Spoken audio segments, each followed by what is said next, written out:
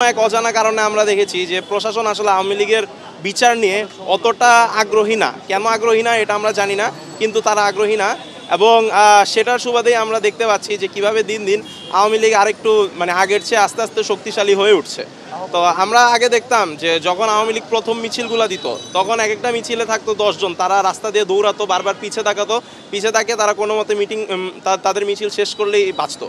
কিন্তু এখন আমরা দেখতেছি তাদের মিছিলগুলো দিন দিন লম্বা হচ্ছে, সুসংগঠিত হচ্ছে, এবং তারা যে আগে ভয়ে থাকতো সেটা থাকতো না।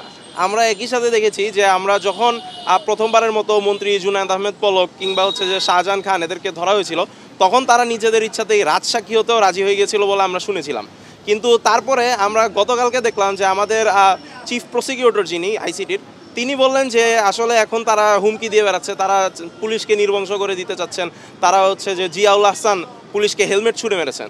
তো এইভাবে আস্তে আস্তে এই আওয়ামী লীগারদের কিংবা সাবেক পতিত ফেসিসদের সাহসের উৎস কি এটা আসলে আমরা জানি। আমরা দেখতেছি যে কিভাবে আস্তে আস্তে প্রশাসনের মাধ্যমে কিংবা রাজনৈতিকভাবে আওয়ামী লীগকে আগের চেয়ে সংগঠিত করা হচ্ছে, পুনর্বাসন করা হচ্ছে। তো আমরা জানিয়ে দিতে চাই যে এখানে আমাদের বাংলাদেশের প্রচুর মানুষ এখন প্রাণের সংখ্যায় আছে।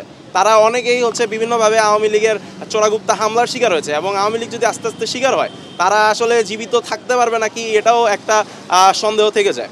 অভ্যুত্থান পরবর্তী আমাদের অন্যতম প্রধান দাবি ছিল এবং সর্বপ্রধান কর্তব্য হওয়া উচিত ছিল আহত এবং শহীদ পরিবারের পুনর্বাসন নিশ্চিত করা, আহতদের চিকিৎসা নিশ্চিত করা। কিন্তু অত্যন্ত দুঃখজনক এবং হৃদয় বিদারক ঘটনা হলো সত্য, এই সরকার দারুণভাবে ব্যর্থ হয়েছে আহতদের চিকিৎসা নিশ্চিত করতে।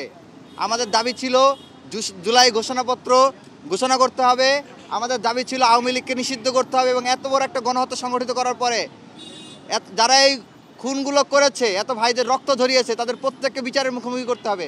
শাপলা গণহত্যার বিচার করতে হবে, পিলখানা হত্যাকাণ্ডের বিচার করতে হবে, 28শে ফেব্রুয়ারিতে যে গণহত্যা চালানো হয়েছে সেটির বিচার করতে হবে, 26শে মার্চ মোদি বিরোধী আন্দোলনে যে গণহত্যা চালানো হয়েছে সেটির বিচার করতে হবে। আমরা দীর্ঘদিন যাবৎ সেই দাবিটি জানিয়ে আসতেছিলাম।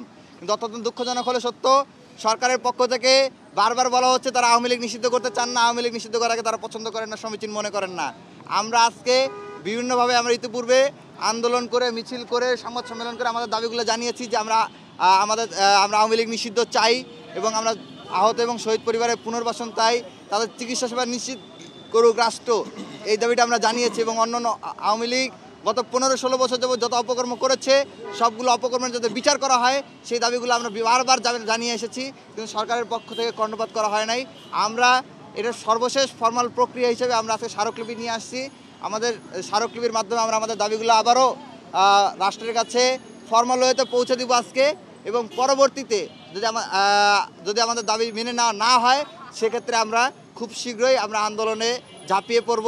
আমরা ইতিমধ্যেই আপনারা জেনেছেন যে আমরা জুলাই রিভাইভ কর্মসূচি ঘোষণা করে সকল জুলাই অভ্যুত্থানের শক্তিকে ঐক্যবদ্ধ করার ক্ষেত্রে কাজ করেছি। মূলত আন্দোলন শুরু করার প্রক্রিয়া হিসেবে আমরা আজকে ফর্মাল স্মারকলিপিটা নিয়ে এসেছি।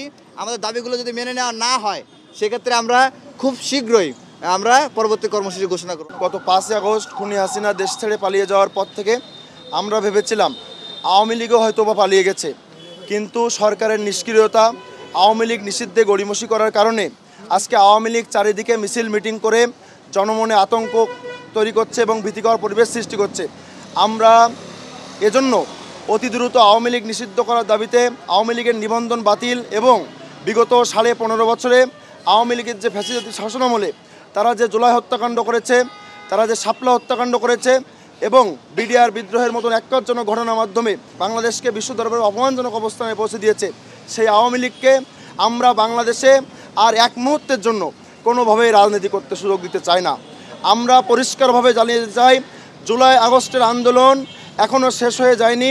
জুলাই আগস্ট ঠিক ততদিন চলবে যতদিন পর্যন্ত শহীদের রক্তে মানানো এই বাংলাদেশে আমাদের যে আন্দোলনের লক্ষ্য এবং উদ্দেশ্য পূরণ না হবে ততদিন পর্যন্ত আমাদের আন্দোলন চলবে। আওয়ামী লীগ যতদিন নিষিদ্ধ না হবে আমাদের জুলাই